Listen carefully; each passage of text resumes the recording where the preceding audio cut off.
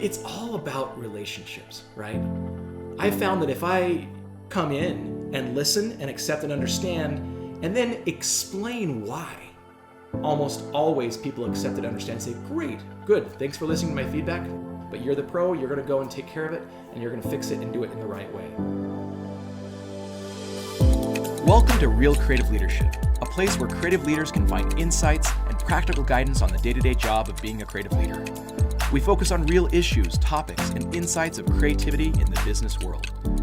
Join me as we explore the best strategies for developing your team, getting others to embrace your vision, and generating amazing experiences. This webinar series is produced by the Stoke Group. I'm your host, Adam Morgan, Adobe Executive Creative Director and author of Sorry Spock Emotions Drive Business. And this is Real Creative Leadership.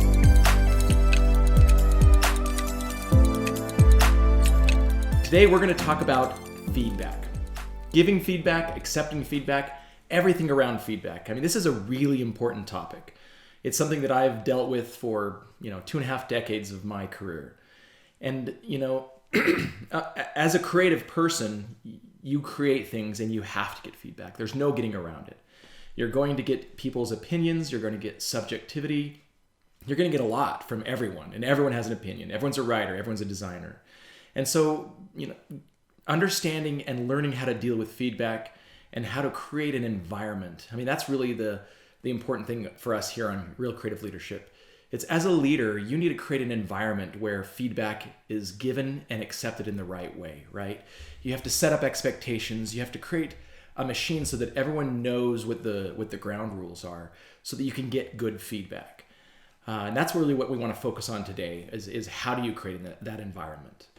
Because again, feedback's, it's going to come. It's going to come in every shape and form. And so today I want to just talk about how you guide that so it doesn't just come off the rails. Because to be honest, most of my career, whenever things have gone south, it's usually been around feedback or people's opinions about the creative work and disagreements over it.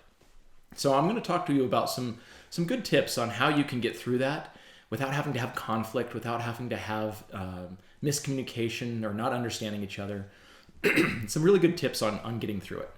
So creative feedback, I'm really excited about this because it's a big deal. Let's start off talking about what usually happens with feedback. And I'll be honest, I've thought about this long and hard over the years because I've had to deal with feedback so often. And really what I think what's going on with most people is they're trying to give feedback, but they really just don't know how. I mean, that's really the beginning of it. They see something and it's just wrong or there's something off, but they can't articulate why. And so what ends up happening is the typical response is to just give really vague feedback, right? That's where we hear the classic cliches in our industry of, oh, I don't know, make it pop or punch it up, or I'll let you know when I see it, when it's right? And there's a lot of that feedback in our industry, and it's because people don't have the tools. Like, we're never trained in giving good feedback. We're just, we understand strategy or we understand, the principles of art, but we're not trained in giving good feedback. And so that's what we usually end up doing is just giving really bad, vague feedback. So we're going to talk about how we fix that. The next thing that I also see that happens a lot is that because people don't really know how to articulate the right feedback, what they inevitably end up doing is just redoing it. They'll rewrite the paragraph, they'll offer suggestions of here's how I would redesign this or that, and they try and fix it because deep down they're feeling something's wrong, like there's something scratching at their emotional fabric, right? They're sensing something's wrong, but they can't fix it, and so the knee-jerk reaction is to go into fixing mode and just here's the suggestion. I'm going to be very prescriptive. Do this, this, or this, right? So those are the two extremes of really vague feedback or overly prescriptive feedback. So one of the first things when we're talking about feedback is establishing ground rules. And usually I'll talk with stakeholders or with clients or whoever about this because you have to train both those people who are giving feedback and those people who are accepting feedback. So your creative team and all the people you work with. And so the number one thing to understand going into it is that everyone wants good creative. And so if you start at a common framework where, when we establish ground rules, it's not so that, the creative team can get out of doing things right, or they're prima donnas and they just want we want you to accept the first round and that's it and don't give us any feedback. That's never going to fly. I mean, we know as creative people that iteration is where things improve. And I'm going to talk about a little bit later of like how we are accepting that feedback as a gift and iterating. So we know we need to go back and forth. We know we need to improve it, but it's just how. So one of the first things that I talk about is if we all want good creative, let's start with the basics. Step number 1, if you're giving feedback, number 1, make sure that you're reacting first for accuracy. That's the number 1 thing I ask clients and stakeholders. If it's wrong, we will fix it, right? If we're using the wrong messaging, we will change the headline every day. If we're not using the right style of the brand, we need to fix it. So number 1, as you're giving feedback, look for accuracy. Look for ways that you can be very, very concrete and say, this button shouldn't be yellow because we always use a blue button in our design style, right? Or in this messaging, you're talking about this topic and we're supposed to talk about this other topic. We need to focus on the right topic. Or you're describing this thing, maybe it's our product, and you're actually talking about the wrong features. These are the features that we need to talk about. So number 1, when you do a pass at giving feedback, look for accuracy. Those are non-starters. Like we will, as a creative person, you just need to fix all the things that are wrong and that are not accurate every time. And that's something we don't even need to squabble over. So accuracy first. And now that's the first half. The second half is more emotional. And over the years, in trying to give good feedback, something I learned in giving good feedback came from, not from within our industry or, best practices, but it really came from being in a writer's group and writing a novel. Because there are a lot of, rules and engagements that other writers in writers groups use, because just like before, we don't want you to, just come in and blow up the work. We want to give good feedback that actually helps the author to improve it. And so some of the ground rules that we use is never rewrite it, never redesign, never redo it. And here's why. Because if you come in and first you've already checked your accuracy and then you decide to be very prescriptive, what you're doing is it's almost like you're taking away the opportunity for those people that you partner with to learn from you, to learn as to why things are going wrong. If you just rewrite the paragraph, if you just, say change the color to red, we're just guessing at what the problem was or why. We have no idea. And so we can certainly say yes and just make those changes, but then there's no partnership there. That's just a very, dictatorial move. That was a totally wrong word, but I'm just going to stick with it. That was a very wrong move to just say, do it my way or that's it, right? So just redoing it, rewriting it is the worst. Never do that. Never rewrite or redesign someone's work. That doesn't help you. It doesn't help them. What you need to do instead is express your journey, your emotional journey. For example, as you're reading through something or you're, viewing an ad, whatever it may be, you really just need to start by describing your emotional experience. Maybe you hit a section that was really confusing. Or maybe another section you were really inspired, or another section you felt lost, or something, somewhere else it just felt like you were saying something wrong.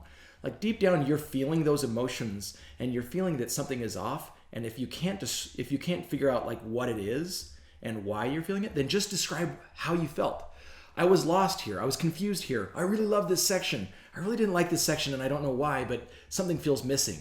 Even if you just do that, that is great feedback for a writer or designer, for a creative. Because then if you're a professional and you can go back and say, okay, if they were confused here, I need to add a little more detail. If they were lost in this section, I need to fix that transition. And it's also good feedback. Okay, good. They were inspired. They loved that section. That was good. I'll do more of that throughout the piece. So that's really one of the biggest takeaways I can give you is when you're giving feedback, if you can't articulate it, then describe your experience. If you describe your experience, then the creative, can go back and interpret that as, okay, if they're feeling that, here's what I can do. And why is that? Because as creatives, we are trained to understand emotions. Like that's half of what we're doing. When we're creating great experiences, it's because we're trying to create a good emotional experience. We're trying to elicit a great emotional experience with our customers. So that's it. So start with your feedback first. Give accuracy, what's logical, what can you really make sure is either right or wrong. Never rewrite it. Don't try and fix it. And then 3, if you can't articulate it, then at least describe your experience. And then, the creatives can take it from there and figure out how to fix that. All right, next I want to touch just briefly on, and this, this is a bigger argument. I'm not going to, spend a lot of time on it, but it's really who should be giving feedback. And I know we get feedback from everyone. You're going to get feedback from the CEO, the CEO's cousin, CEO's cousin's friend who's in school, who's going through, a design program. You're going to get feedback from everyone. But as a creative leader, you also want to control who and why we're giving feedback, right? So it's not just everyone can give feedback, which I'll get to that. We can get good feedback anywhere. But just if you're able to control at least a little bit of the process, here's something that I would keep in mind. There was, if you've read the book The Originals, there was a chapter in there where they talk about a study of, they were trying to find out where the best feedback comes from for creative ideas. And the truth is they found out that the best people who you should accept feedback from are peers. Peers who are also creative directors who are in the trenches, working day to day, actually doing the work. If you've ever heard that awesome quote by Teddy Roosevelt about being in the arena, being marred with blood and sweat and tears, and just ignoring all the people in the stands or in the cheap seats who just give you feedback and they don't really understand, that is absolutely true. Like, the best feedback is going to be coming from those who have gone through the war with you, who have been in the arena and fought a good fight, right? So it's not going to be someone who, from the bleachers has kind of understood and seen some things. And we have a lot of leaders who like dabble a little bit in it, or we have a lot of, people in different departments who want to throw in their opinion, and that's all great, accept that and listen to it. But when it comes to, if you're trying to orchestrate the right way, really good feedback from a peer who's in the trenches doing the work that's the gold. So that's the stuff that you really need to pay attention to. And then everyone else, if you can explain that to them, if you can, I often go back and say, here's this quote, here's this study, I want you to think about this. We don't want, just rando feedback from everyone in the world. We absolutely want accuracy from everyone. When I want feedback on accuracy, I'm going to send it to all of those groups and make sure things are true and right. But when it comes to stylistic feedback, that's where I would trust your creative director, your peers, people who are, working creative directors and others who are in the trenches with you. That's where you're going to get good understanding of what they're going through, because they emotionally are going through creating that stuff, and so they can pick apart how to recreate and fix parts that aren't working because they're actually doing it. So that's just a cool aside. All right, next I want to talk about accepting feedback, because this is important. There's always all this fight about how much do you push back versus how much do you accept, and I've seen the extremes where some people are just always, holding up the stiff arm and saying, no, thank you, we don't appreciate your feedback. And, I can understand the mentality of that, because they're really going on what I just said is, we only believe in peer feedback, or we only believe that, real creatives are the ones who are going to give good feedback. So when I say those things, it's like finding the balance. Because on the other extreme, it's like, do I just accept everything and just say yes and become a yes person? And if you want to change it to green, I'm going to change it to green. If you want me to rewrite this thing to that, I'll just copy and paste it, right? So those are the extremes. And I really feel like a good creative leadership model is to find the balance in the middle of that. Listen to the peers and get the good stylistic information. Listen to everyone else and get the truth and the accuracy. And then in the middle, meet and decide what is right. Now, there are some things that will help with that. If you create a design system, or if you create a story framework, which are two tools that we should talk about later, but they're things that you absolutely should have. When you create the design system, then there's not a fight over colors of buttons and how we deal with, art, or how we deal with photography, or how we deal with, illustration. And then on a story framework, we know, okay, here's the messages that we're going to here are the messages we will focus on, and here's how we deal with, stylistic issues. So there's a lot of it's almost like the building blocks that are just, they're not really subjective things. They're things that are part of our system. So that is also the kind of the third thing that you should use when you're dealing with feedback. So accuracy, systems, and then emotional journeys. Those are the kind of the three that I usually take into consideration when accepting feedback. But part of accepting feedback really is a mindset, right? I mean, there's that awesome quote from Ratatouille. Chef Gusteau says, "Anyone can cook, but only the fearless can be great." And I think later on also Anton Ego says something along the lines of, "Not everyone can become a great artist, but a great artist can come from anywhere." And if we apply those quotes from a wonderful Pixar movie to giving feedback in our industry, it's that if you're all the way on the one end of the extreme where it's like, no, we don't accept feedback, it's our way or the highway, end of story, you could miss out on some really good nuggets. You could miss out on some good truths, because good feedback can come from anyone and from anywhere, because people are all having this shared experience, right? And your customers may have that same experience. And so ignoring, the intern that says, well, I kind of think blah, blah, blah, just completely flat out ignoring it is not right.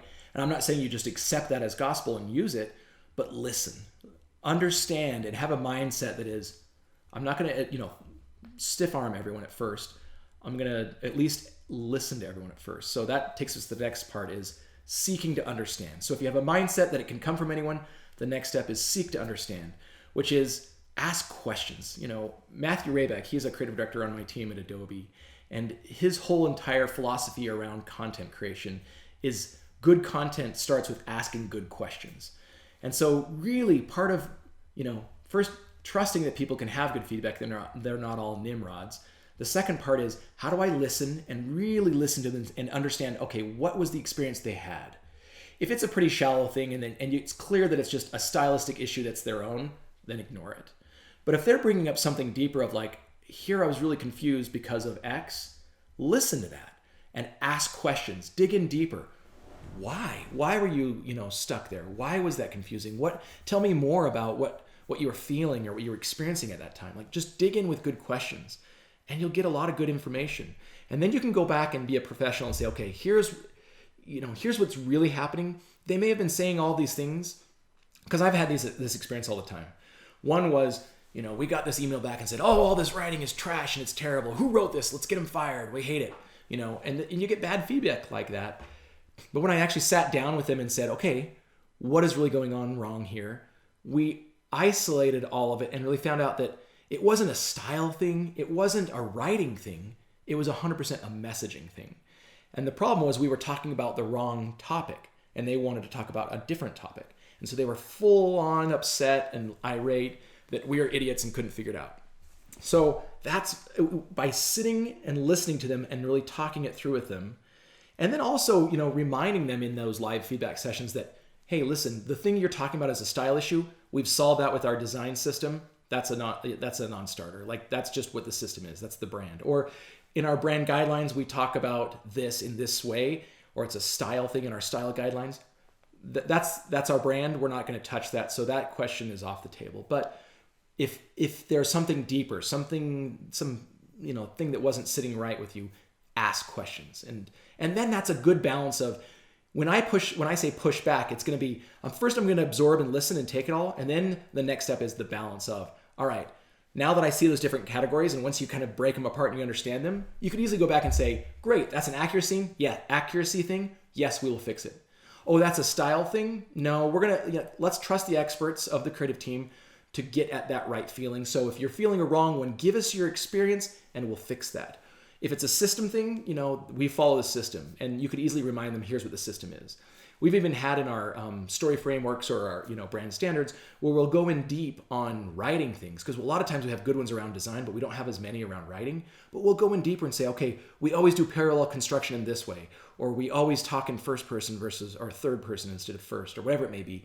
So figure out what those commonalities are, and then establish some systems down at the bottom so you don't have to deal with that time and time again. And then the last thing I want to talk about that on accepting feedback is really, it's all about relationships, right? I found that if I just come in hot in a meeting and I stiff arm someone and just say, nope, sorry, it's our way or the highway, like that breaks down relationships, and then it's destroyed. And then they'll either go around you, they'll fight you, they'll do everything they can to ruin your work because they had an emotional bad experience with you. But if you come in and listen and accept and understand, and then explain why you're doing things. Thank you for the feedback, and what I really understand is this, and here's how we're going to address it because of either A, systems, or B, accuracy, or C, emotional, kind of journey. Here's how we're going to deal with that and why. Almost always people accept it, understand, and say, great, good, thanks for listening to my feedback. They've been heard, but you're the pro, you're going to go and take care of it, and you're going to fix it and do it in the right way. And then end up with a better product in the end, right? So that's an important part. Just remember it's about relationships. And when there's conflict, that's one of the biggest refiner's fires that either destroys a relationship or builds a relationship. So use it in the right way and be a little diplomatic about it. And then I think you can get the better feedback. One note I want to talk about here as far as COVID and being remote. A lot of us are working remote today. We have remote teams, remote feedbacks, remote clients, whatever it may be. And a lot of times feedback can get garbled in email or in texts. And if you've ever seen the skit from Key and Peele about their texting back and forth and how it gets interpreted completely wrong, that happens all the time. So here's my one word of caution. If it's an accuracy thing, deal with it in an email or a text, totally fine. But if it's a system thing, or for sure if it's an emotional journey thing, like a style-y thing, then you probably should just get on a video call and have a good one-on-one with them, or whatever, a group thing. Sometimes we'll have like live reviews. We'll get everyone on the call, and then I will just go through and explain the feedback and what we're understanding and how we're getting there. And I guarantee 10 times out of 10, those calls have mostly ended perfectly fine and great, and everyone's happy and the relationship is there. So during COVID or during remote working, make sure if feedback starts to get a little hot, make it live. Have a live review or have a face-to-face conversation. It'll be so much better because then you can feel it out with someone else and talk through it rather than it seeming as if you're just, being a blocker and causing problems. All right, well, that's it for today's session. Just some of the key takeaways to take from how to give feedback. Number one, when you're giving feedback, first start with accuracy. Don't deal with, the systems or stylistic stuff. And then if things are still off, then describe your experience. Walk them through how you felt or what you experienced as you were reading or looking at the art, and that will give them a better clue. And I would say, here's where the genius comes.